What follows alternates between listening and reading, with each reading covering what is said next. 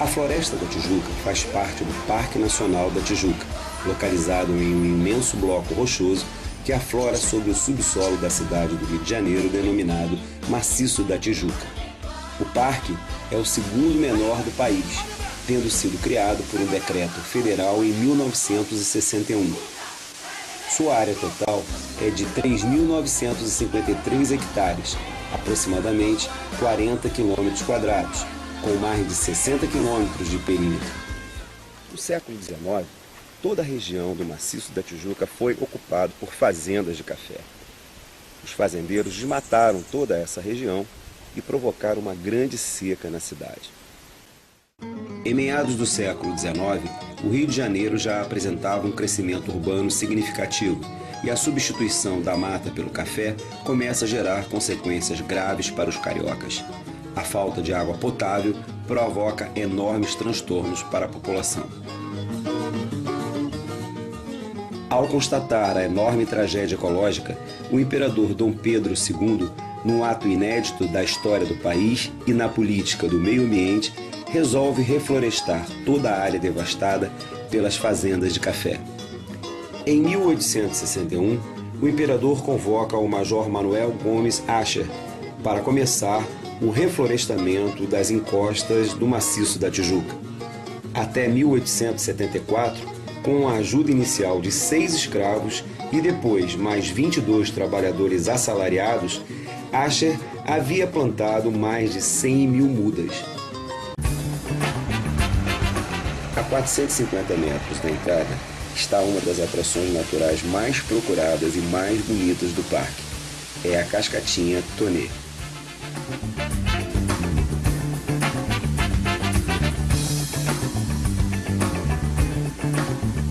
Ela possui uma queda d'água de 30 metros de altura, provocada pela descida das águas do rio Tijuca sobre as rochas.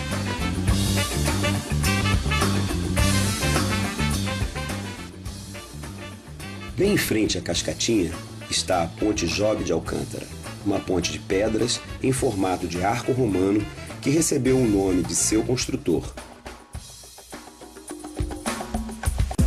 Muito procurada por moradores da cidade e por turistas de todas as partes do Brasil e do mundo, a Floresta da Tijuca oferece opções de lazer que vai de passeios tranquilos a escaladas cheias de emoções e adrenalina.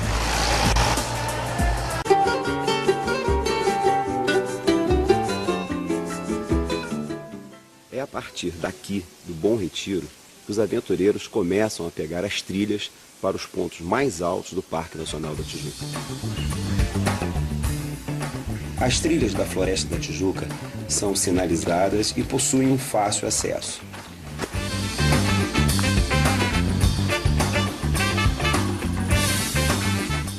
Essas trilhas levam aos pontos mais altos do Parque Nacional da Tijuca. São eles: o Bico do Papagaio, com 989 metros,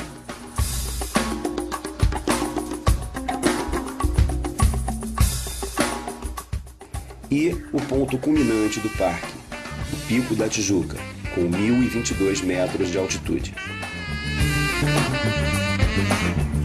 Além das inúmeras espécies vegetais, vivem nesse habitat mais de 230 espécies de animais.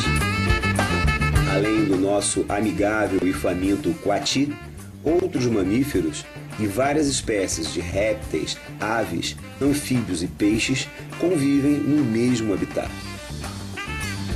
Visitar a Floresta da Tijuca é uma excelente opção de lazer, onde a natureza deslumbrante é parte da história da cidade do Rio de Janeiro.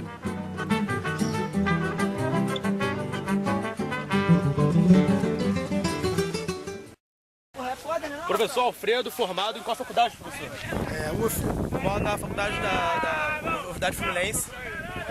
Um grande professor nosso aí, deu uma grande aula pra gente, sempre com grandes expectativas pro nosso vestibular que está vindo aí. E nos contemplou com essa caminhada maravilhosa. Pena que está com um pouco nebulosidade, mas dá para admirar. Pena, né?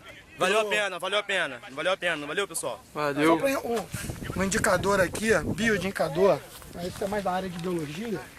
mas que a gente está respirando um ar bem limpo, é isso aqui. Essa aqui tudo mata reflorestal. Isso aqui é líquen, né? Então, Isso é fungo, né? aonde tem outro caminho. microalga, fungo com microalga, uma associação. E aí, onde tem isso, indica que o ar aqui em cima é bem limpo. Ele não resiste em ar poluído. Né? Pô, tem muito lá em Paraty isso aí. Entendeu? Então é um indicativo de que a gente tá respirando um ar puro mesmo. Como é que foi, professor? O líquen, né? Oi?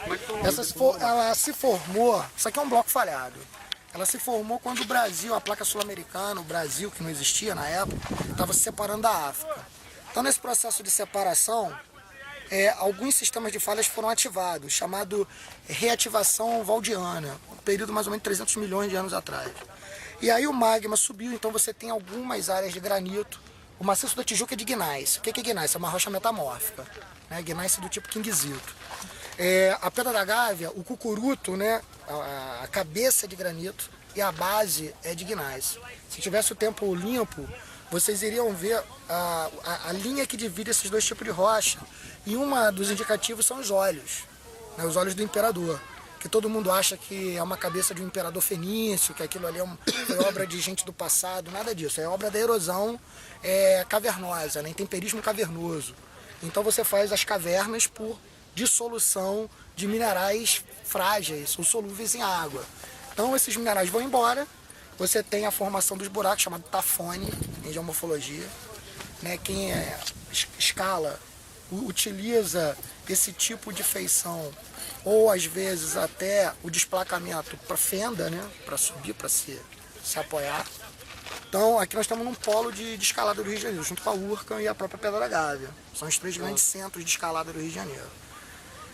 Então se formou justamente nessa separação entre a placa sul-americana e a placa africana. Então você tem os blocos basculados no sentido vertical. Áreas mais baixas e áreas mais altas com paredões abruptos. Então isso aqui não é dobramento, como a Cordilheira dos Andes. É um sistema de falhamento, de falha. Então o Corcovado, o Maciço da Tijuca, né, a Serra da Carioca, que é onde está o Corcovado, aqui a gente está na Serra dos Três Rios. Né, são três grandes áreas, Serra da Carioca, Serra dos Três Rios e o Maciço da Pedra da Gávea, com a Pedra Bonita. Então são as três grandes áreas no que a gente chama de complexo do Parque Nacional da Tijuca. O que mais que a gente pode falar? Tipo de rocha, né, que é gneiss, né, a rocha metamórfica, se formou mais ou menos 30 quilômetros de profundidade, a 8.000 atmosferas, muita pressão, muito calor, e aí os minerais se reagruparam. Então você tem áreas, né, de lentes de feldespato, que é o tipo do gneiss facoidal. Como tudo isso foi identificado? Isso é identificado através de trabalhos de levantamento geológico, né, trabalho de campo, que é mais ou menos isso que eu estou trazendo vocês. Mas eles pegaram pedras e levaram para o laboratório? Isso, é um trabalho talvez dos mais difíceis, porque é um trabalho de detetive do passado, né? Então você tem que contar uma história que aconteceu há 300 milhões de anos. Nós temos rochas aqui de 2 bilhões de anos. Então o Morro da Tijuca, Pedra da Tijuca, né, pode contar a história do Rio de Janeiro. Sim, a história geológica aqui, claro.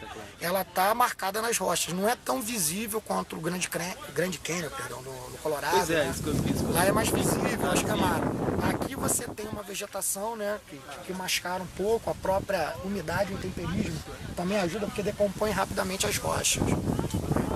O Pico da Tijuca é o pico mais alto do Rio de Janeiro? Daqui da cidade, da parte urbana, é o pico mais alto. Claro que tem outras áreas mais altas no estado do Rio, como a Pedra do Sino, 2.290, Pico das Agulhas Negras, 2.787 metros. Quais bairros daqui quando conseguimos ver do Rio de Janeiro? Nós conseguimos ver a Tijuca, Barra da Tijuca, Jacarepaguá, parte do centro, Baía de Guanabara.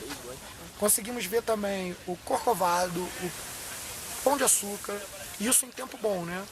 Céu azul, dá para você ver uma boa parte da cidade, né? A Pedra da Gávea também é bem visível.